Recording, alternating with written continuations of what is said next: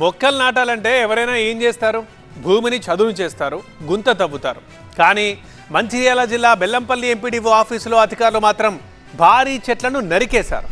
ఆ చెట్లు నరికి వాటి స్థానంలోనే మళ్ళీ మొక్కలు నాటుతామంటున్నారు. ఏంది ఇది అంటూ అధికారుల చర్యపై ప్రజలు ఆగ్రహం వ్యక్తం చేస్తున్నారు.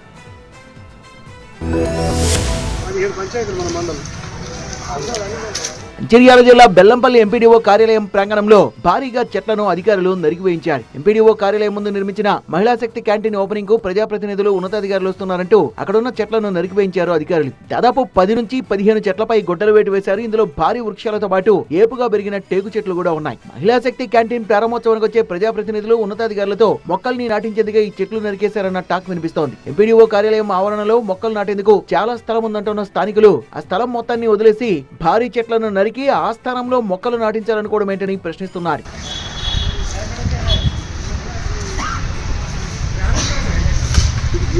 అధికారుల తీరుపై ఆగ్రహం వ్యక్తం చేస్తున్నారు స్థానికులు. ఎంపీడీఓ కార్యాలయం చిత్తడిగా ఉన్నందువల్లే చెట్లు నరికేశామని కొంతమంది అధికారులు చెప్తుండగా ప్రజాప్రతినిధులతో మొక్కలు నాటించేందుకే చెట్లను తొలగించారని ఇంకొందరు చెప్తున్నారు. ఏ కారణం వల్ల చెట్లు నరికించినా అది తప్పే అంటున్న స్థానికులు చెట్లు నరికించిన వారిపై చర్యలు తీసుకోవాలంటున్నారు.